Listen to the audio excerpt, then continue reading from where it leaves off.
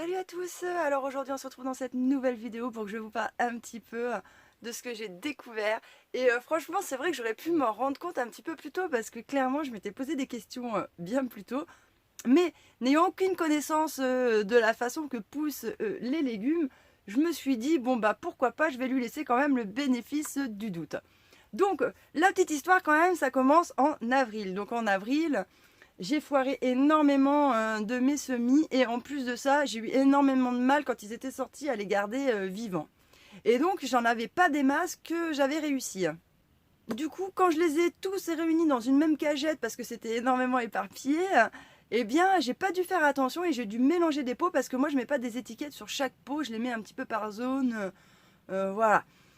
Donc, du coup, je me retrouve avec un épinard qui en fin de compte n'en était pas un, mais je ne le savais pas à l'époque. Et du coup, je plante cet épinard dans la serre. De toute façon, c'était le seul que j'avais. Il faisait encore frais. Je me suis dit, de toute façon, avant que les chaleurs n'arrivent, je pense que c'était un peu son cycle normal qui serait monté en graines à ce moment-là. Donc, je le mets sous la serre. Et là, quelques semaines plus tard, je me rends compte qu'il y a un truc un peu chelou. Je me dis, même s'il fait frais, l'épinard, ça aime plutôt le frais que le chaud. Donc, je comprenais pas pourquoi il poussait pas, quoi. Il restait tout petit, il sortait pas beaucoup de feuilles, donc voilà. Le temps passe, je laisse passer encore quelques semaines, et puis bon là déjà les premières grosses chaleurs arrivent, et je me rends compte que cet épinard il monte pas en graines. Donc déjà je commence à trouver ça un petit peu chelou. Et puis je me rends compte aussi qu'il a fait des nouvelles feuilles, et que ces feuilles elles sont hyper épaisses et dusteuses. Et du coup je me dis quand même, c'est bizarre quoi. C'est bon, j'en achète des épinards quand même, mais moi je les mange en salade et je sais bien que ça n'a pas les feuilles aussi épaisses quoi. Alors je me dis peut-être que c'est les premières feuilles qui sont comme ça et que la suite, ça va venir. Mais bon voilà, sur le coup je me pose un petit peu des interrogations, mais ça me met pas encore trop la puce à l'oreille que c'est pas un épinard quoi. Et donc du coup, après, avec tous mes soucis de carence que j'ai eu dans la serre, eh bien, je l'ai un peu abandonné, quoi. Donc, en fait, je venais, j'arrosais, mais quand je l'arrosais, je lui prêtais pas énormément, en fin de compte, attention. Et il s'est trouvé qu'il y a quelques jours en arrière, je viens, j'arrose, et là, je regarde mon épinard, et là, je me dis, mais non, c'est pas vrai!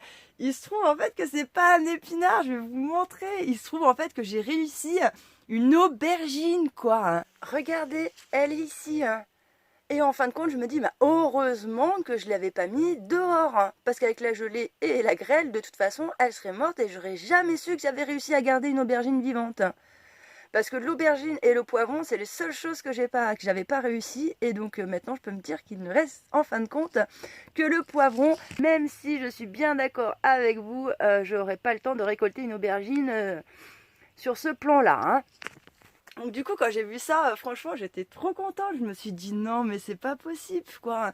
Et donc du coup avec le recul maintenant je me dis mais voilà je comprends en fait pourquoi quand il a fait froid le bordel il n'arrivait pas à pousser, qu'il soit pas monté en graines quand il y avait les fortes chaleurs et puis surtout l'épaisseur de ses feuilles quoi. Tout s'explique à un moment donné, non mais c'est clair. Enfin bon bref, voilà donc pour la petite histoire et donc du coup je vais en profiter tant que je suis sous la serre pour vous montrer quelques petites choses. Et donc je voulais vous montrer mes petits melons, donc lui ça suit son cours. Et puis en fin de compte j'en avais d'autres qui commençaient à côté et j'ai vu que dans tous les cas il fallait les enlever parce qu'il ne faut pas laisser énormément de melons sur chaque pied. Du coup c'est ce que je vais faire et je voulais vous montrer quand même que j'ai un melon qui avorte et dans les commentaires on m'avait dit que les melons ça n'avortait pas. Et ben chez moi, un melon ça avorte. Donc là de toute façon je vais enlever ces melons là pour laisser toute la chance à celui-là de pouvoir grossir.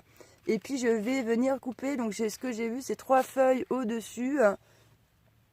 Le tailler pour apparemment ça favoriserait le fruit et de façon à ce qu'il mûrisse un petit peu plus vite, ce qui chez moi, vu où on en est dans la saison, ne sera pas négligeable si je veux pouvoir essayer de me rapprocher du stade de la maturité.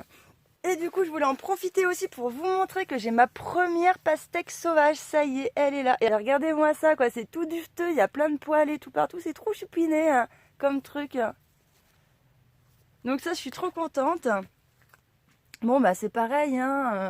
Je me doute bien que ça arrivera peut-être pas à maturité.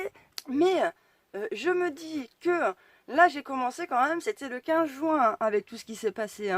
Donc je me dis, l'année prochaine, avec un mois d'avance, franchement, il y a peut-être moyen de moyenner que j'y arrive. Tout ça me laisse beaucoup d'espoir. Voilà, et bien écoutez, c'était tout pour cette vidéo. Je vous remercie de m'avoir écouté et je vous dis à bientôt dans une prochaine vidéo.